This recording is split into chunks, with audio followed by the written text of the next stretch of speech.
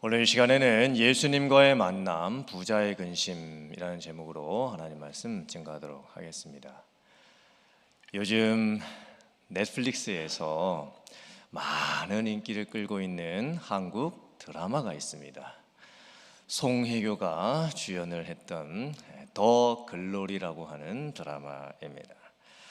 그 드라마의 내용은 고등학생 시절에 학교에서 학교폭력을 당했던 한 주인공이 나중에 철저하게 복수를 하는 내용입니다. 고등학교 학생들이 친구를 얼마나 잔인하게 괴롭힐 수 있는지, 학교 폭력의 가해자들의 모습을 참 디테일하게 묘사를 했습니다. 그리고 그 학생들이 나중에 자라서 어른이 되었는데, 어른이 돼서도 참 하나도 변하지 않은 그 주인공들의 모습을 보면서 어떻게 사람이 저럴 수가 있을까라고 하는 생각이 듭니다. 또 학교 폭력을 당했던 그 주인공이 나중에 아주 치밀하게 복수 계획을 하게 되는데, 그리고 자기를 괴롭혔던 그 친구들을 이제 어른이 되고 나서 철저하게 응징을 합니다. 그런데 복수를 해서 참 시원하다, 통쾌하다 이런 느낌이 드는 것보다는 저렇게 괴롭힘을 당했던 한 사람이 얼마나 상처가 많고, 또 그 조용한 분노를 가지고 어떻게 저렇게 치밀하게 복수를 준비하고, 참 인간이 어떻게 저렇게 처절할 수가 있을까라고 하는 그런 생각까지 듭니다. 저는 그 드라마를 이렇게 제목을 보면서 왜 드라마 제목을 더 글로리라고 했을까 참 궁금했습니다. 아니, 왜 굳이 그 드라마 제목에다가 신앙적인 의미를 갖고 있는 글로리라고 하는 단어를 붙여놨을까? 그리고 제가 제 나름대로 저 혼자 이렇게 생각을 해봤습니다. 학교 폭력 가해자들이 여러 명이 이제 등장을 하는데, 또 그들의 부모님의 모습들, 또 그 학교 폭력 가해자들을 도와주는 여러 가지 등장인물들이 나오는데, 한결같이 자기 잘난 맛에 사는 인생들입니다. 모두가 다 자기가 최고이고 자기가 남들보다 낫고 다른 사람들은 다 자기 말을 들어야 된다라고 그렇게 생각하면서 삶을 살아가고 있습니다. 즉 자기의 영광을 갖고 살고 있는 것이죠. 그런데 그 영광은 다 가짜입니다. 또한 복수를 하게 되는 주인공의 모습을 볼 때에도 역시나 자기 영광이 나타납니다. 친구들로부터 학교 폭력을 당했을 때 사회적 약자로서 너무나 억울한 인생이 되고 말죠. 그래서 자기의 인생의 영광이 땅에 떨어져 버립니다. 그리고 복수를 결심하면서 참 이 소름 돋을 정도로 치밀하게 복수를 하게 되는데, 결국에는 자기 뜻대로 복수를 성공을 합니다. 그리고 자기의 영광을 다시 되찾습니다. 그런데 복수에 성공했다는 어떤 통쾌함보다는 그 복수를 할 수밖에 없었던 내면의 아픔, 또 사람에 대한 증오, 어쩌면 그 주인공도 잃어버렸던 자기 의를 찾아서 자기의 영광을 차리려고 했던 것 같습니다. 또 더 글로리 드라마는 기독교인들이 보기에 참 불편한 장면들이 많이 등장을 합니다. 일단 주인공은 불교 신자이고, 또 학교 폭력 가해자 중에 한 학생은 목사님 딸로 등장을 하는데 마약을 합니다. 그런데 또 교회에서 찬양대도 하고 예배도 드립니다. 그 아버지 목사님은 그 교회 돈을 횡령을 또 하게 됩니다. 어쩌면 그 더 글로리 드라마는 이 기독교에 대한 좀 사회적인 문제까지도 제기를 하고 있는 것 같습니다. 화면을 한번 보시길 바랍니다. 여러분, 자기의라는 말을 들어보셨습니까? self-righteousness.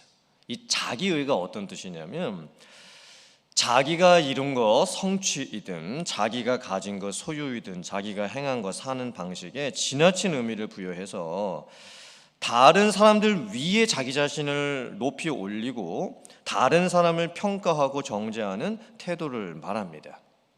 즉 자기 자신의 성취, 자기 자신의 갖고 있는 것, 자기 자신의 사는 방식에 굉장한 의미를 부여하는 겁니다. 결국 그 더 글로리라고 하는 드라마를 해석을 해보면 모든 그 등장하는 인물들이 다 자기의에 빠져 있는 모습들입니다. 학교 폭력의 가해자로 나오는 그 주인공들은 다 한결같이 자기의에 빠져 있죠. 또 복수를 하려고 하는 그 주인공도 어떻게 보면 자기의에 빠져 있는 모습입니다.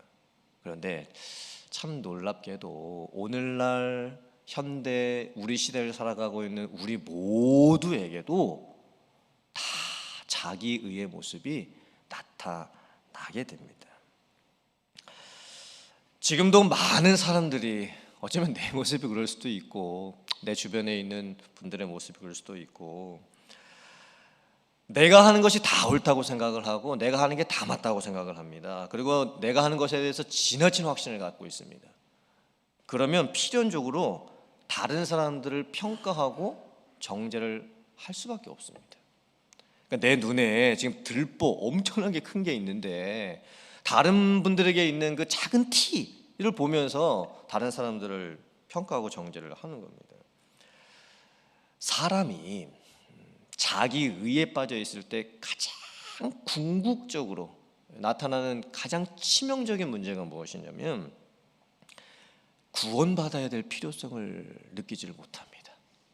즉 내가 완벽하다고 생각을 하고 있고 나 정도면 잘 살고 있다라고 생각을 하고 있기 때문에 심지어 하나님 앞에서 내가 구원받아야 될 사람이라는 것조차도 인식을 하지를 못합니다.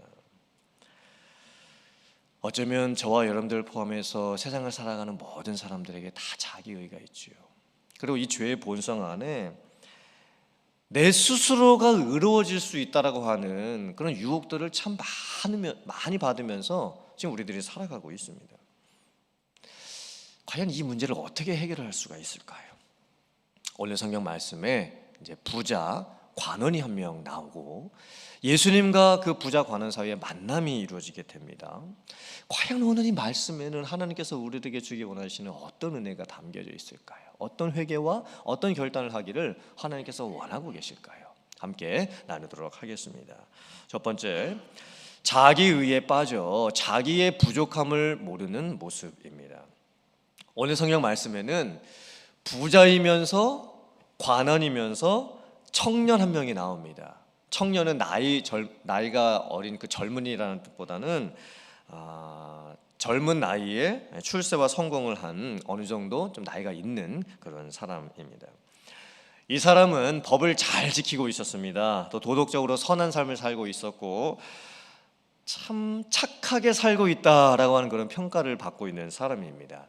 인격적으로나 삶의 모습을 보았을 때에 참으로 칭찬받을 만하고 존경받을 만합니다. 그런데 이분에게 문제가 하나 있습니다. 그것은 자기의가 참 강하다는 것입니다. 자기가 가지고 있는 지식, 자기가 하고 있는 일, 자기가 이뤄놓은 업적에 대해서 인정받으려고 하는 모습이 너무 강하다는 게 문제입니다. 이 부자 관원이 예수님을 찾아와서 예수님을 선한 선생님 이렇게 부릅니다. 선생님이라고 하는 것은 당시에 랍비라고 하는 호칭으로서 일반적으로 자기가 좀 존경할 만한 분에게 붙이는 호칭이었습니다. 그런데 선한 선생님이라고 하는 것은 아무에게나 붙이는 호칭이 아닙니다. 바리새인들 중에서 철저하게 율법을 지키려고 애썼고 많은 사람들로부터 존경을 받았던 사람들에게 붙였던 호칭이 선한 선생님 이라는 호칭이었습니다. 왜 이 사람이 예수님을 굳이 선한 선생님 이렇게 부르고 있을까요? 그 의도는 자기가 예수님을 선한 선생으로 높여드리면 예수님도 자기를 인정해 주실 것이라고 하는 기대감이 있었기 때문입니다. 그런데 예수님의 대답이 충격적이었습니다. 예수님이 말씀하시지요. 네가 나를 어찌 선하다고 말을 하느냐? 하나님 한 분 외에는 선한 사람이 없느니라. 이 부자 관원은 자기가 예수님을 선한 선생님으로 높여드리면 자기가 살았던 자기의 삶의 모습이 있었기 때문에 그래도 나 정도면 예수님께서 그래도 좀 너도 참 선하구나, 착하구나, 좋은 일 많이 했구나, 이렇게 인정해 주실 걸로 지금 기대를 했던 겁니다. 근데 예수님은 전혀 다르게 말씀하셨지요. 사람 중에 선한 사람은 한 명도 없느니라. 어쩌면 사람 존재에 대한 근본적인 평가를 내리신 겁니다. 부자 관원이 또 이렇게 질문을 합니다. 내가 무엇을 하여야 구원을 받을 수 있겠습니까? 대체적으로 돈이 많으면 영적인 문제에 대해서 별로 관심 없는 경우가 참 많습니다. 그런데 이 부자 관원은 영적인 것에 대해서 관심이 많았습니다. 그래서 이 동일한 본문을 기록하고 있는 마가복음 10장 21절 보면 예수님께서 그를 보시고 사랑하셨다라고까지 기록을 해 놓았습니다. 즉 예수님께서 이 부자 관원을 낮게 평가하시고 멀리 하시는 게 지금 아닙니다. 배척하고 계시지 않습니다. 예수님께서도 이 부자이면서 영적인 것에 관심을 갖고 있는 이 사람에게 그에게 관심을 가져주시고 그에게 사랑으로 지금 대해주고 계시는 겁니다. 어쩌면 부자로서 대부분의 부자가 관심을 갖고 있지 않는 영적인 문제에 대해서 관심을 갖고 있었기 때문에 참 좋은 모습을 갖고 있죠. 그런데 무엇이 문제였냐면 질문이 잘못됐습니다. 내가 무엇을 하여야 구원을 받습니까? 이 뉘앙스는 예수님, 제가 정말 구원을 받고 싶은데 제가 어떻게 하면 구원을 받을 수 있을까요? 이런 뉘앙스가 아닙니다. 이 부자 관원은 나름대로 이미 자기가 어떻게 해야 구원을 받을 수 있다라고 하는 관점이 이미 있었습니다. 그것은 사람이 선한 일 많이 하고 착한 일 많이 하면 구원을 받을 수 있다라고 하는 율법주의와 행위 구원의 관점을 이미 갖고 있었던 겁니다. 예수님께서 이 부자 관원의 이 마음과 태도를 다 알고 계셨죠. 그래서 예수님께서 이렇게 질문하시죠. 네가 계명을 이미 알고 있나니 간음하지 말라, 살인하지 말라, 도둑질하지 말라, 거짓 증언하지 말라, 네 부모를 공경하라고 했던 그 10계명의 뒷부분에 나오는 그 계명들을 다 알고 있느냐? 그때 부자 관원이 대답하죠. 네, 알고 있습니다. 저는 어려서부터 이것들을 다 지금 잘 지키고 있습니다. 이 부자 관원의 대답에 숨겨져 있는 의도가 무엇일까요? 예수님께서 저를 잘 모르시나 본데요. 저는 누구보다 법을 잘 지키는 사람입니다. 저는 양심도 떳떳합니다. 저는 제가 할 것을 다 하면서 지금 살고 있습니다. 그런데 제가 뭘 더 해야 되죠? 지금 이런 뉘앙스로 지금 대답을 하는 겁니다. 그러니까 이 부자 관원은요, 자기가 지금 완벽한 사람이라고 생각을 하고 있는 거예요. 자기가 부족하다라고 하는 것을 전혀 지금 깨닫지를 못하고 있습니다. 그때 예수님께서 정곡을 찌르시면서 또 말씀을 하십니다. 그래, 너에게 부족한 것이 한 가지가 있다. 이제 네가 가지고 있는 재물을 다 팔아서 가난한 자들에게 나누어 주라. 그리고 나서 나를 따르는 제자가 되어라. 그때 부자가 어떻게 반응을 할까요? 지금까지 자기는 좋은 일도 많이 했다라고 생각을 했고 착한 일도 많이 했다라고 생각을 했습니다.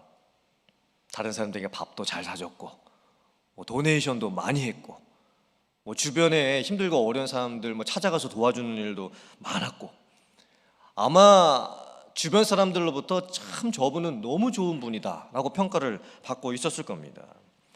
그런데 자기가 있는 것 중에서 얼마를 가지고 그렇게 했었을 뿐이었습니다. 이제 예수님께서 네가 가지고 있는 것 전부를 다 팔아서 다른 사람들을 도와주어라. 그러면 하늘의 상급이 너에게 클 것이고 그리고 네가 나를 따르는 제자도 될 수 있을 것이다. 그때 부자가 어떻게 하지요? 심히 근심을 하게 됩니다. 그리고는 아무리 생각해도 나는 그렇게 못할 것 같습니다 생각을 하고 예수님을 떠나버리고 맙니다. 예수님께서 그 부자 관원에게 말씀하셨죠. 너에게 한 가지 부족한 것이 있으니. 이 헬라어의 의미를 정확하게 보면 너에게 있는 한 가지가 너를 실패시킨다 라는 그런 의미를 가지고 있습니다. 그러니까 뭐 하나 부족한 게 있다는 그런 의미가 아니고 너에게 있는 근본적인 한 가지가 있는데 그것이 너를 실패시키고 있다. 지금 이렇게 말씀하고 계시는 거예요. 여러분, 이 부자 관원에게 있었던 그 한 가지, 그게 뭘까요? 그냥 단순하게 자기 재산 못 팔아서 다른 사람 못 도와주는 그게 문제일까요? 아닙니다. 그냥 돈 많이 가지고 있는 게 문제일까요? 아닙니다. 이 부자 관원의 문제는 뭐였냐면 자기의였습니다. 자기의. 자기의가 가장 큰 문제였던 거예요. 우리가 오늘 이 말씀을 보면서 이 부자 관원의 모습을 통해서 무엇을 깨달을 수 있을까요? 사람이 구원을 받을 때 율법을 통해서나 행위를 통해서나 공로를 통해서 착한 일을 통해서 아무도 구원받을 수 없다는 것입니다. 무엇을 했냐 안 했냐를 근거로 해서 하나님은 사람을 구원하시지 않습니다. 야고보서 2장 10절부터 11절 말씀 같이 읽어보겠습니다. 시작. 누구든지 온 율법을 지키다가 그 하나를 범하면 모두 범한 자가 되나니 간음하지 말라 하시니가 또한 살인하지 말라 하셨음즉 네가 비록 간음하지 아니하여도 살인하면 율법을 범한 자가 되느니라. 부자 관원의 문제가 무엇이었을까요? 지금까지 다 잘했다라고 생각을 하고 있었습니다. 그래서 자기는 완벽히 의롭다고 생각을 하고 있었습니다. 그런데 한 가지를 못했습니다. 예수님이 말씀하셨던 네 재산 전부를 팔아서 가난한 자를 도와줘라. 그 한 가지를 못했던 거예요. 그러면 전부를 못한 것과 똑같은 것입니다. 아무리 99가지를 잘했어도 한 가지를 못하면 그 율법 전체를 못한 것과 똑같은 겁니다. 그러므로 율법을 통해서는, 행위를 통해서는 절대 구원을 받을 수가 없습니다. 로마서 10장 1절부터 4절 말씀 같이 봉독해 봅니다. 시작. 형제들아, 내 마음에 원하는 바와 하나님께 구하는 바는 이스라엘을 위함이니 곧 그들로 구원을 받게 함이라. 내가 증언하노니 그들이 하나님께 열심히 있으나 올바른 지식을 따른 것이 아니니라. 하나님의 의를 모르고 자기 의를 세우려고 힘써 하나님의 의에 복종하지 아니하였느니라. 그리스도는 모든 믿는 자에게 의를 이루기 위하여 율법의 마침이 되시니라. 아멘. 부자 관원의 모습은 전형적인 자기 의를 세워서 구원을 받으려고 했던 사람의 모습입니다. 나 정도면 다른 사람들부터 괜찮다라고 하는 평가를 받을 수 있지 않을까, 스스로 그렇게 생각을 했던 사람입니다. 심지어 구원받음에 있어서도 자기 의를 통해서 구원을 받으려고 하죠. 우리는 자기 의를 버릴 수 있어야 합니다. 그리고 하나님의 의를 가질 수 있어야 합니다. 하나님의 의가 무엇일까요? 우리는 하나님의 의를 그러면 어떻게 가질 수 있게 되는 것일까요? 하나님의 의는 예수 그리스도를 믿음으로 말미암아 받게 되는 의입니다. 왜 예수님께서 십자가에서 죽으셔야만 내가 의롭다함을 받을 수가 있을까요? 예수님께서 십자가에서 죽으실 때에 내 죄를 대신해서 예수님께서 십자가에서 죽으십니다. 전가지요. 그러니까 뒤집어 씌우는 겁니다. 내가 죄를 지었으면 내 죄값을 내가 치르고 내가 죽어야 됩니다. 그래야 의롭다함을 받을 수 있는 겁니다. 그런데 내 죄를 예수님이 다 뒤집어 쓰십니다. 그리고 나를 대신해서 십자가에서 죽으십니다. 그때 나에게 있었던 그 모든 죄가 사함을 받습니다. 그리고 이제는 예수님께서 가지고 계시는 그 완벽한 의를 또한 나에게 전가시켜 주십니다. 뒤집어 씌워 주시는 거죠. 예수님의 의를 나에게 다시 뒤집어 씌워 주시는 거예요. 나는 여전히 죄인이지요. 나는 정말 의롭다함을 받을 만한 것이 요만큼도 없습니다. 그런데 예수님께서 가지고 계시는 완벽한 의를 나에게 뒤집어 씌워 주시는 거예요. 그리고 나를 의롭다 여겨 주시는 겁니다. 아멘. 여러분, 죄는 나에게서 예수님에게로 다 전가되고 의는 예수님으로부터 나에게 다 전가가 됩니다. 이것이 바로 하나님의 의가 이루어지는 구원의 역사입니다. 사랑하는 성도님들, 우리는 하나님의 의로 말미암아 구원을 받았습니다. 그러함에도 불구하고 우리가 내 자신이 얼마나 부족한지도 모른 채 살아가고 있다고 한다면 안 됩니다. 우리는 다 죄인일 뿐입니다. 그리고 우리는 고백할 수 있어야 됩니다. 나는 예수님의 의로 말미암아 구원을 받았습니다. 이 구원의 은혜와 감격이 여러분들에게 넘치실 수 있기를 주님의 이름으로 축원합니다. 아멘. 두 번째, 자기 것을 다 팔아서 살 만큼 귀한 하나님 나라의 가치입니다. 부자 간원이 예수님을 떠나버렸을 때 예수님께서 제자들에게 말씀하십니다. 부자가 하나님 나라에 들어가는 것이 낙타가 바늘귀로 들어가는 것보다 더 어렵도다. 낙타가 바늘귀로 들어간다는 게 무슨 의미일까요? 일단 바늘귀, 헬라어로 보면 이 귀는 구멍이라고 되어 있습니다. 그러니까 우리 바늘에 이렇게 깨 넣는 그 구멍이 있죠. 근데 참 이 번역이 재미있게 되어 있는데 영어 성경을 살펴보면 한결같이 바늘귀를 바늘눈으로 번역을 해놨습니다. The eye, 바늘의 눈으로 번역을 해놓은 것입니다.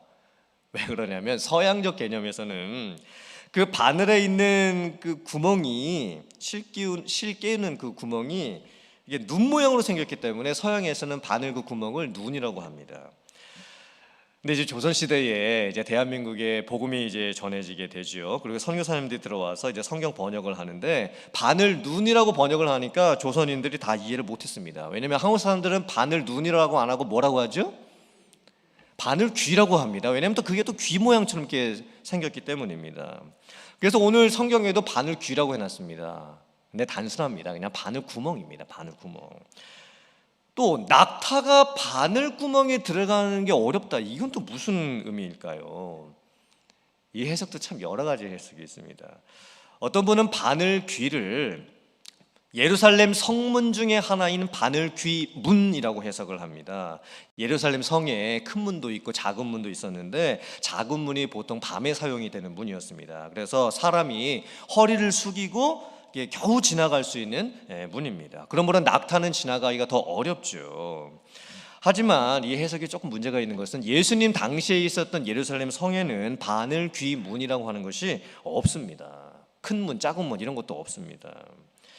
또 어떤 해석은 이 낙타를 헬라어로 카멜로스라고 하는데 굵은 밧줄을 헬라어로 뭐라고 하냐면 카밀로스입니다. 그러니까 단어 한 단어 차이입니다. 그 모음 하나만 다릅니다. 그래서 이게 성경이 원래 낙타가 아니고 굵은 밧줄이라고 하는 카밀로스였다. 그래서 이 굵은 밧줄을 바늘 구멍에 넣는 것이 어렵다, 이런 의미다라고 해석을 하는 분도 있습니다. 하지만 헬라어는 정확하게 낙타입니다. 굵은 밧줄이 아닙니다.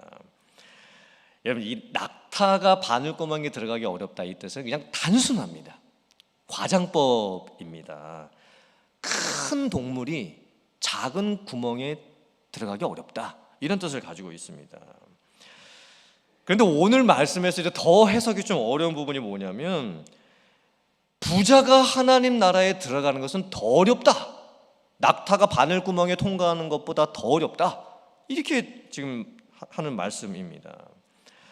여러분, 이 말씀을 우리가 오해하면 안 됩니다. 지금 예수님께서는 이 부자라고 하는 특정 계층을 매도하고 계신 것이 아닙니다. 그럼 오늘 이 말씀의 핵심이 돈 많으면 천국 가기 어렵다, 돈에 대한 욕심을 버려라, 가난을 미덕으로 삼고 살아라, 절제하고 살아라, 이것이 오늘 말씀의 핵심 포인트가 아닙니다. 사실 오늘 본문 말씀은요, 이 사람이 부자인가 가난한 사람인가에는 전혀 상관이 없습니다. 왜냐하면 가난한 사람에게도 자기 의가 나타날 수 있기 때문입니다. 오늘 말씀의 핵심이 무엇이냐면 자기의가 있는 사람은, 자기의가 강한 사람은 자기 것을 못 버리고 하나님 나라를 위해서 그 소중하게 생각되는 것을, 자기 것을 내어놓음으로써 얻을 수 없다, 이런 의미를 가지고 있습니다. 그러므로 오늘 말씀에 부자 간원이 나오니까 나는 부자가 아닌데, 그럼 나는 이 말씀하고 별로 상관이 없겠네, 이렇게 생각하시면 안 된다라는 거예요. 부자이든 가난한 사람이든 다 자기의가 있습니다. 그리고 자기의가 있는 사람은요, 자기 것을 안 놓으려고 합니다. 그게 문제인 거예요. 자, 마태복음 13장 44절부터 46절 같이 봉독합니다. 시작. 천국은 마치 밭에 감추인 보화와 같으니 사람이 이를 발견한 후 숨겨두고 기뻐하며 돌아가서 자기의 소유를 다 팔아 그 밭을 사느니라. 또 천국은 마치 좋은 진주를 구하는 장사와 같으니 극히 값진 진주 하나를 발견하며 가서 자기의 소유를 다 팔아 그 진주를 사느니라. 여러분, 우리가 만약에 남의 밭에 가서 내가 이제 일을 해주고 있는데 그 일을 하다가 그 밭에서 금덩이, 엄청나게 큰 금덩이를 발견했습니다. 그러면 여러분들 어떻게 하시겠습니까? 그 주인에게는 말 안 하고 내가 내 소유 다 팔아가지고 그 주인에게 찾아가서 제가 이 밭을 좀 꼭 좀 사면 좋겠다라고 그렇게 얘기하지 않겠습니까? 만약에 여러분이 어떤 비즈니스를 하고 계시는데 대박날 찬스를 만약에 여러분이 발견하게 되셨다면 어떻게 하시겠습니까? 여러분이 가지고 있는 것 전부 다 팔아가지고 그 비즈니스에 투자하지 않으시겠습니까? 이 의미가 무엇일까요? 이 구원을 받는다라고 하는 것은 단순하게 땅에서 잘 먹고 잘 사는 문제가 아닙니다. 나의 영원의 문제를 좌지우지하고 결정할 수 있는 엄청난 것입니다. 그런데 왜 사람들이 그 복음을 받아들이지 않고, 왜 어떤 분들은 여전히 하나님을 믿지 못하고 계시고, 왜 어떤 분들은 여전히 교회를 못 나오고 계실까요? 또 심지어 교회를 이미 구원받고 나오는 우리들임에도 불구하고 왜 여전히 내 것을 그렇게 내어놓지 못하고 꽁꽁 이렇게 막 가지려고만 하면서 살아가고 있을까요? 자기의의 문제 때문입니다. 이 부자 관원의 문제가 정확히 그랬습니다. 여러분, 이 부자 관원이 부자가 되는 게 문제였을까요? 단순히 부자였던 게 문제였을까요? 아닙니다. 오늘 성경 말씀에 더 해석이 좀 어려운 말씀이 또 나옵니다. 예수님께서 부자가 하나님 나라 들어가기가 어렵다, 부자가 구원받기 어렵다, 이렇게 말씀하시니까 베드로와 제자들이 충격을 받습니다. 그리고 질문을 하죠. 어떻게 질문하냐면, 예수님, 그러면 부자도 구원을 못 받는다라고 한다면 도대체 누가 구원을 받을 수가 있습니까? 여러분, 이건 또 무슨 질문일까요? 이게 굉장히 어려운 의미를 담고 있는 질문입니다. 자, 부자도 구원을 못 받는다라고 한다면 도대체 누가 구원을 받을 수 있습니까? 여러분, 이 질문의 의미가 무엇이냐면, 구약시대에 유대인들에게는 어떤 개념이 있었냐면, 이 하나님의 축복을 물질적인 개념으로 생각을 했습니다. 즉, 언약의 축복이 아브라함, 이삭, 야곱, 요셉 모두 다 자녀의 축복 받았지요. 또 건강의 축복도 받았습니다. 물질의 축복도 많이 받았습니다.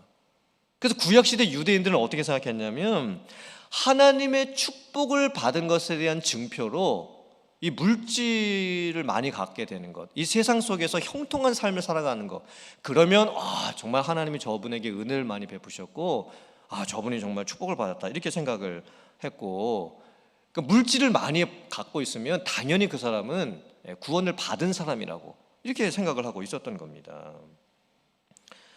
그런데 지금 베드로와 제자들이, 즉 유대인들이 부자 관원, 즉 우리가 생각했을 때 부자이니까 당연히 하나님으로부터 은혜도 많이 받았을 것이고 축복도 많이 받았을 것이고, 또 모든 사람이 생각했을 때 저분 정도면 정말 확실히 구원을 받았을 거라고 생각을 한 그 사람이 구원을 못 받는다라고 한다면, 모두가 다 저분은 구원 받았을 거라고 생각을 한 저분이 구원을 못 받는다라고 한다면, 아니 그럼 도대체 누가 구원을 받을 수 있습니까?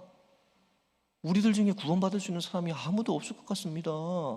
지금 이런 의미로 질문을 한 겁니다. 그때 예수님께서 참 놀라운 대답을 해주시죠. 누가 구원을 받을 수 있는가? 자, 누가복음 18장 27절 말씀 같이 봉독합니다. 시작. 이르시되 무릇 사람이 할 수 없는 것을 하나님은 하실 수 있느니라. 아멘. 구원은 하나님이 하십니다. 구원은 사람의 행위와 능력에 달려있지 않고 오직 하나님의 행위와 능력에 달려 있습니다. 그러면 구원을 위해서 하나님의 행하심은 뭘까요? 구원을 위해서 하나님은 무엇을 행하셨던 것일까요? 죄인을 구원하시기 위해 예수님을 세상에 보내신 것입니다. 그러면 구원을 위한 하나님의 능력은 무엇일까요? 구원을 위해서 하나님은 무슨 능력을 가지고 계십니까? 스스로를 구원할 수 없는 죄인들, 스스로의 의로움으로 하나님의 공의를 완벽하게 만족시킬 수 없는 죄인들을 위해서 예수님을 중보자 삼으시고 대속제물 삼으셔서 십자가에서 예수님을 죽이신 것입니다. 여러분, 예수님을 죽일 수 있는 사람은 아무도 없습니다. 그것은 하나님만이 하실 수 있는 것입니다. 그게 하나님의 능력인 것입니다. 예수님을 십자가에 못 박히도록 하신 것, 그게 하나님의 능력입니다. 이제 우리가 나중에 천국을 가게 되면 우리가 3번 아마 놀라게 될 겁니다. 왜 3번 놀라게 되냐면, 첫 번째, 내가 천국에 간 것에 대해서 놀랍니다. 내가 정말 천국에 왔구나. 그거에 대해서 내가 놀랍니다. 두 번째는 왜 놀라냐면, 꼭 천국에 있을 것 같은 사람이 아무리 찾아봐도 없는 것에 대해서 놀랍니다. 세 번째 또 어떻게 놀라냐면, 절대 천국에 못 갔을 것 같은 사람이 천국에 와 있는 것을 보고 놀랍니다. 여러분, 이 의미가 뭘까요? 자기 의로 구원받을 수 있는 사람은 한 명도 없다는 것입니다. 내가 다른 사람의 구원을 받았냐 못 받았냐 절대 함부로 이야기할 수 없다는 겁니다. 오직 구원은 하나님의 은혜로 받습니다. 여러분이 만약에 예수님을 믿고 영접하셨고 성령이 여러분 안에 계시고 여러분께서 구원을 받았다라고 확신하신다라면 그 확신은 무효화되지 않습니다. 그 확신을 누가 주는 겁니까? 나 구원받았어. 여러분이 신념으로 갖는 것입니까? 아닙니다. 확신을 신념으로 갖는다라면 우리들 중에 구원의 확신을 가질 수 있는 사람이 아무도 없습니다. 구원의 확신은요, 성령께서 주시는 겁니다. 왜냐하면 성령이 내 안에 계시거든요. 그 절대 부정할 수가 없습니다. 내가 압니다. 내 안에 성령이 계시는지. 그리고 성령께서 내가 죽을 때까지 그 믿음을 지켜 주십니다. 그러면 여러분들, 내가 천국 갈 수 있을까? 못 가면 어떡하지? 걱정 안 하셔도 됩니다. 확실히 천국 갑니다. 그리고 이제 우리들이 오늘 말씀을 통해서 자기 의를 버리고 또 회개하고 또 내가 얼마나 참 부족한 사람인지 오늘 다시 한번 깨닫게 되기를 원합니다. 그리고 예수 그리스도를 통해서 내가 구원받았다라고 하는 것, 내 죄는 예수님에게로 옮겨가고 예수님의 의는 나에게로 옮겨와서 내가 완전한 의로운 사람이 되었다라고 하는 이 감사와 감격으로 살아갈 수 있는 여러분들 다 되실 수 있기를 주님의 이름으로 축원합니다. 아멘.